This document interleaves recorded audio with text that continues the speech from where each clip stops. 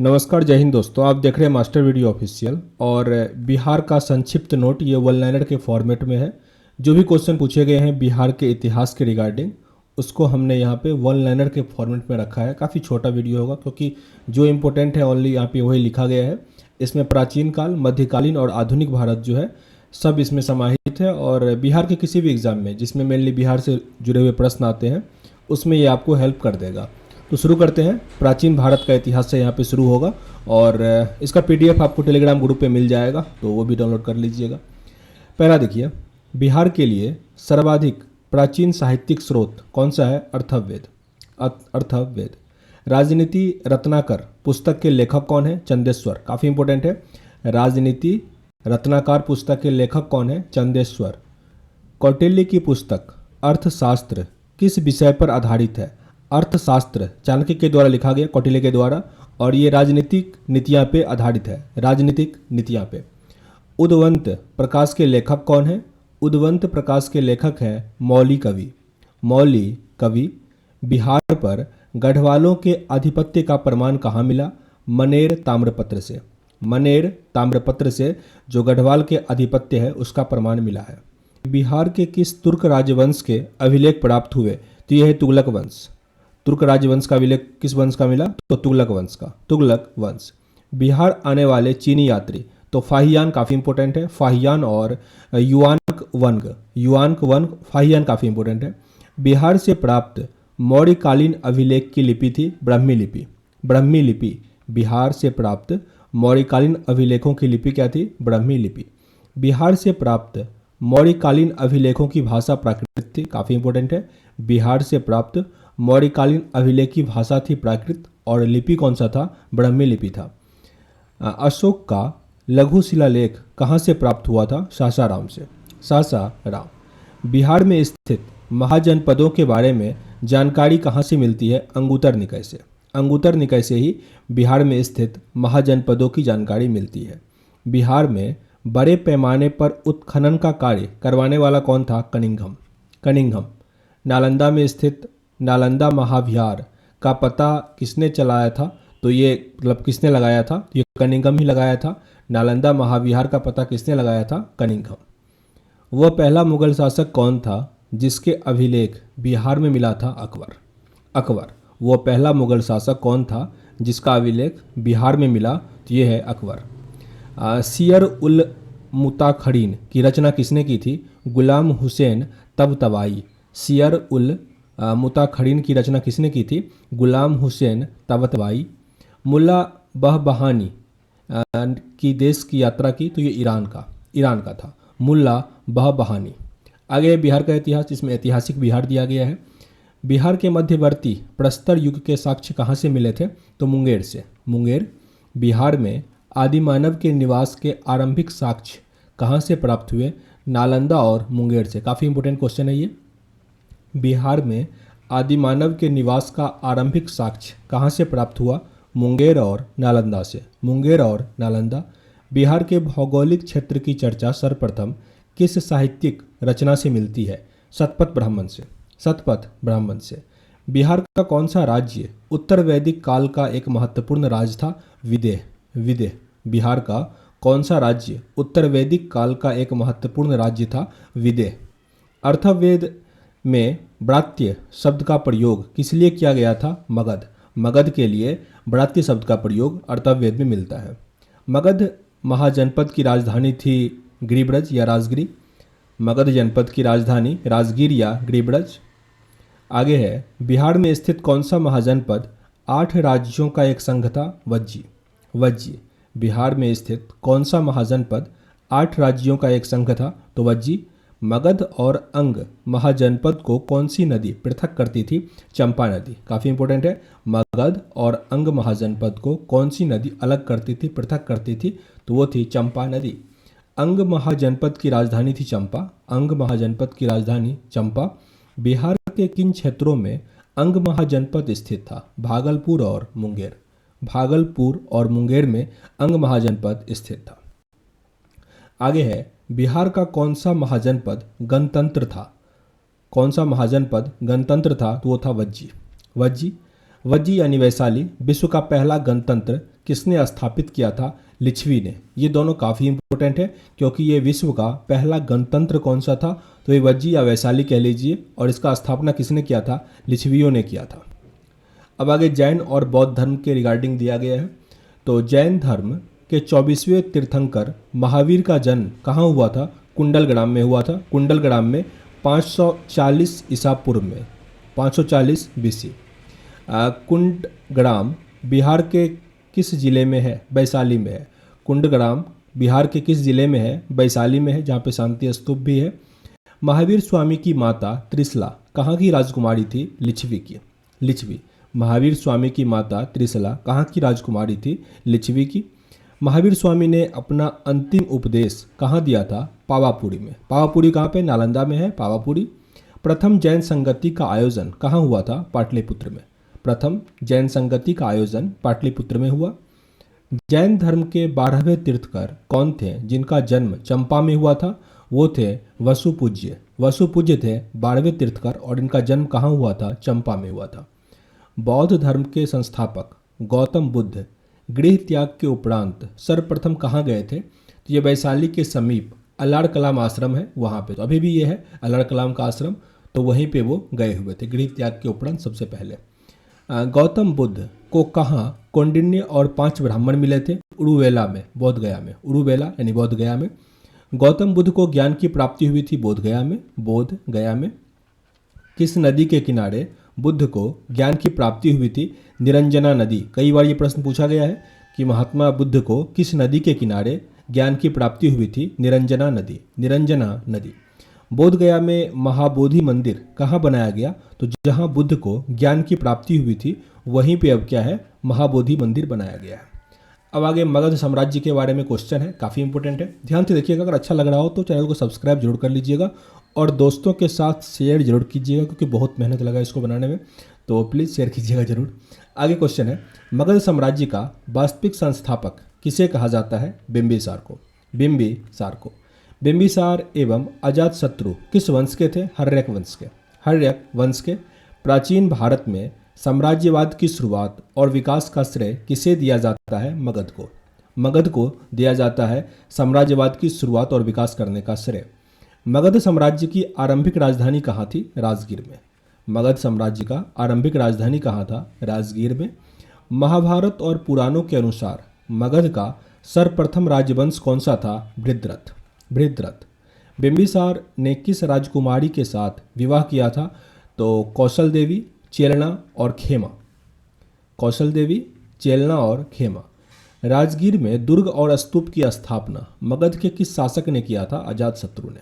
अजातशत्रु ने दुर्ग और स्तूप का स्थापना किया था मगध में, अजातशत्रु। अजातशत्रु के साथ प्रेम संबंध के लिए चर्चित नृत्यिका आम्रपाली कहाँ की थी? वो थी वैशाली की। वैशाली की। आम्रपाली पूछा जाता है किससे संबंधित नृत्य की थी? अजातशत्रु के साथ इसका रिलेशन था।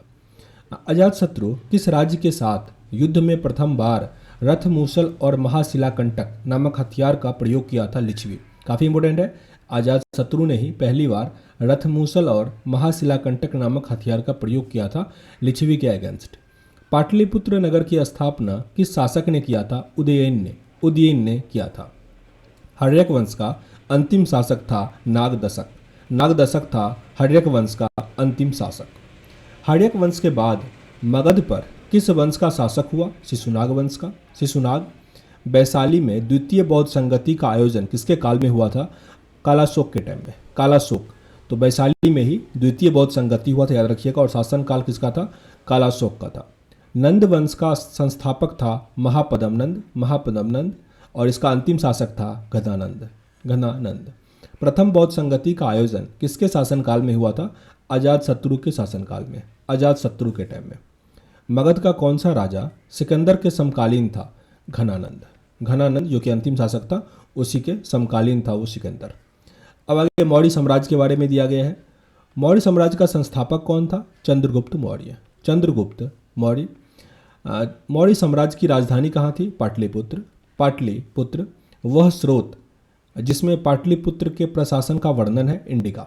इंडिका पुस्तक में ही पाटलिपुत्र के प्रशासन का वर्णन है। कई बार ये प्रश्न आया है कि इंडिका में किस चीज़ के बारे में दिया गया है, तो वो पाटलिपुत्र के प्रशासन के बारे में और वहाँ का जो मौर्य साम्राज्य का कैसा किला था, कैसा उसका घर था, वो सब इंडिका में ही दिया गया मेंशन है। किससे मुक्ति दिलाने के लिए चंद्रगुप्त मौर्य को भारत का मुक्तिदाता कहा जाता है? यूनानियों से मुक्ति दिलाया था चंद्रगुप्त मौर्य ने। चंद्रगुप्त मौर्य का प्रधानमंत्री कौन था? चाणक्य, कौटिल्य। किसके शासनकाल में मगध में 12 वर्षों का भीषण अकाल पड़ा था? चंद्रगुप्त मौर्य के टाइम में। चंद्रगुप्त मौर्य के दरबार में मेगास्थनीज को भेजने वाला शासक कौन था? सेल्यूकस। मेगास्थनीज की पुस्तक का नाम क्या था? इंडिका किसने लिखा था? तो मेगास्थनीज ने लिखा था। मेगास्थनीज। पाटलिपुत्र के शासन व्यवस्था का विस्तृत वर्णन किस विदेशी यात्री के वृत्तांत में मिला है? मेगास्थनीज के। चंद्रगुप्त मौर्य के उपरांत मौर्य साम्राज्य का शासक कौन बना था? बिंदुसार। चंद्रगुप्त मौर्य के उपरांत मौर्य साम्राज्य का शासक कौन बना था? बिंदुसार। पाटलिपुत्र में तृतीय बौद्ध संगति का आयोजन किसके शासनकाल में हुआ था? अशोक के टाइम में हुआ था। अशोक के टाइम में तृतीय बौद्ध संगति हुआ था। कहाँ पे? पाटलिपुत्र में। पाटलिपुत्र में स्थित चंद्रगुप्त का महल मुख्यतः किसका बना था? लकड़ी का बना हुआ था। ये जानकारी कहाँ से मिलेगा? तो इंडिका पुस्तक जो मेगास्थनीज के द्वारा लिखा गया था उससे ये जानकारी मिला हुआ था, उसी में ये सब चीज़ वर्णित है। अशोक के स्तंभ लेख बिहार में किस जिले से प्राप्त हुआ? तो चंपारण से। अशोक का जो स्तंभ लेख है वो कहाँ से प्राप्त हुआ? तो चंपारण। मौर्य साम्राज्य का केंद्रीय न्यायालय कहाँ स्थित था? पाटलिपुत्र में। अशोक ने अपने धम्म यात्रा के अंतर्गत सर्वप्रथम किस जगह की यात्रा की है? बोध गया। बिहार के किस स्थान से मौर्य काल में बने जैन तीर्थंकरों की प्रतिमा प्राप्त हुई? लोहानीपुर, पटना। किस शासक ने गया के निकट बराबर की पहाड़ियों में आजीविकाओं के लिए गुफा का निर्माण करवाया था? अशोक ने करवाया था। काफ़ी इंपॉर्टेंट है ये। किस शासक ने जो बराबर की पहाड़ी है बिहार में उसमें आजीविकाओं के लिए गुफाओं का निर्माण करवाया था? तो ये अशोक ने। केवल वह स्तंभ जिसमें अशोक ने स्वयं को मगध का सम्राट बताया वो है भाबड़ू स्तंभ। देवनामप्रिय के नाम के किस शासक ने अपने आप को संबोधित किया? अशोक देवनामप्रिय नाम से। आगे है मौर्य साम्राज्य के उपरांत मगध पर किस वंश का शासक स्थापित हुआ? तो सुगवंश। मौर्य वंश के बाद कौन सा वंश आया? सुगवंश का संस्थापक था पुष्यमित्र सुग। मगध में प्रथम ब्राह्मण राज्य स्थापित किया था किसने? पुष्यमित्र ने। सुगवंश के पतन के बाद मगध पर किस वंश का शासन स्थापित हुआ? कण्व वंश का संस्थापक कौन था? वसुदेव था कण्व वंश का संस्थापक। सुप्रसिद्ध बौद्ध विद्वान अश्वघोष को आश्रय देने वाला शासक कौन था? कनिष्क। आगे गुप्तकालीन बिहार के बारे में जानकारी यहाँ पे तो देखिए, पहला है इसमें चंद्रगुप्त प्रथम का राज्याभिषेक कहाँ हुआ था? पाटलिपुत्र में। किस शासक ने वैशाली के लिच्छवी राजकुमारी कुमार देवी से विवाह किया था? चंद्रगुप्त प्रथम ने लिच्छवी की राजकुमारी कुमार देवी के साथ विवाह किया था। किस शासक ने स्वयं को लिच्छवी दोहित्र कहा था? समुद्रगुप्त ने खुद को लिच्छवी दोहित्र कहा था। बिहार में गुप्त शक्ति के संगठन का श्रेय किसे दिया जाता है? चंद्रगुप्त द्वितीय को ही बिहार में गुप्त शक्ति का संगठनकर्ता कहा जाता है। नालंदा विश्वविद्यालय की स्थापना किस युग में हुआ था? गुप्त युग में। नालंदा विश्वविद्यालय का स्थापना किया था कुमार गुप्त। बोधगया में महाबोधि मंदिर का स्थापना हुआ था गुप्त काल में ही महाबोधि मंदिर का स्थापना। चीनी यात्री फाहियान कितने समय के लिए पाटलिपुत्र में रहा था? 3 साल के लिए। गुप्त काल की एक सुंदर कार्तिकेय की मूर्ति किस जिले से प्राप्त हुई है? शाहाबाद। गुप्त संवत का आरंभ हुआ 320 ईस्वी में। काफ़ी इंपोर्टेंट है। गुप्त संवत का आरंभ कब हुआ? 320 ईस्वी में। बिहार में 7.5 फीट ऊंची बुद्ध देव की एक पीतल की मूर्ति कहाँ से प्राप्त हुआ? सुल्तानगंज से। राजगृह में स्थित जरासंध की बैठक का निर्माण किस काल में हुआ था? गुप्त काल में। नालंदा विश्वविद्यालय किस लिए प्रसिद्ध है? बौद्ध धर्म दर्शन के लिए। किस शासक को भारत का नेपोलियन कहा जाता है? समुद्रगुप्त को। समुद्रगुप्त को भारत का नेपोलियन कहा जाता है। सौराष्ट्र और मालवा क्षेत्र की विजय किस गुप्त सम्राट ने की थी? चंद्रगुप्त द्वितीय ने। चंद्रगुप्त द्वितीय ने सौराष्ट्र और मालवा क्षेत्र की विजय की थी। प्रयाग प्रशस्ति के रचयिता हरिसेन है, काफ़ी इंपॉर्टेंट है। प्रयाग प्रशस्ति के रचयिता कौन है? हरिसेन। हरिसेन। किस गुप्त सम्राट ने दक्षिण भारत में सफल सैनिक अभियान किया था? समुद्रगुप्त। ये भी पहला ही थे जो दक्षिण भारत पे वो किए थे, तो वो समुद्रगुप्त थे। प्रयाग प्रशस्ति में किस सम्राट की विजय अभियानों की चर्चा है? समुद्रगुप्त की। और ये पुस्तक किनके द्वारा लिखा गया था? हरिसेन के द्वारा। अभी पढ़े थे। हरिसेन का जो पुस्तक है प्रयाग प्रशस्ति, जिसमें किसका विजय अभियान का चर्चा है? समुद्रगुप्त का। मगध के प्रवर्ती गुप्त वंश के संस्थापक कौन थे? कृष्णगुप्त। कृष्णगुप्त। हर्षवर्धन की मृत्यु के बाद मगध के अंतर्गत एक विस्तृत साम्राज्य स्थापित करने वाला प्रथम शासक कौन था? आदित्य सेन। आदित्य सेन। चीनी यात्री इत्सिंग बिहार का भ्रमण कब किया था? 673 ईस्वी में। 673 ईस्वी में। हर्षवर्धन के समय में बिहार राज्य में कौन सा विश्वविद्यालय प्रसिद्ध था? नालंदा विश्वविद्यालय। नालंदा विश्वविद्यालय। बोधगया में महाबोधि वृक्ष को क्षति पहुंचाने वाला शासक था शशांक। शशांक, ये भी काफ़ी इंपॉर्टेंट है। बोधगया में महाबोधि वृक्ष को क्षति पहुंचाने वाला शासक कौन था? शशांक। अब आगे कुछ अन्य वंश के बारे में दिया गया है। उदंतपुरी। उदंतपुरी किस क्षेत्र, माफ कीजिएगा, उदंतपुरी शिक्षा केंद्र किस राज्य में अवस्थित था? बिहार। बिहार में था। पाल वंश का संस्थापक कौन था? गोपाल। पाल वंश का संस्थापक कौन था? गोपाल। विक्रमशिला विश्वविद्यालय की स्थापना किसने किया था? धर्मपाल ने। विक्रमशिला विश्वविद्यालय का स्थापना किसने किया? धर्मपाल। धर्मपाल। आधुनिक बिहार के किस जिले में विक्रमशिला विश्वविद्यालय स्थित है? भागलपुर। भागलपुर, पत्थरघाट में। मुंगेर ने या मुंगेर को अपनी राजधानी बनाने वाला पाल शासक कौन था? देवपाल। देवपाल ने मुंगेर को अपना राजधानी बनाया। पाल शासकों द्वारा बौद्ध धर्म के किस संप्रदाय को विशेष प्रोत्साहन दिया गया? महायान को। महायान को। नालंदा विश्वविद्यालय के खर्च के लिए किसने 200 गांव दान में दिया था? धर्मपाल। धर्मपाल। किस शासक ने उदंतपुरी, जो कि बिहार शरीफ में है, बौद्ध विहार की स्थापना करवाया? गोपाल ने। गोपाल। किस काल में कांसे की मूर्ति के निर्माण की एक उन्नत शैली का विकास हुआ बिहार में? तो ये पाल युग में। पाल युग।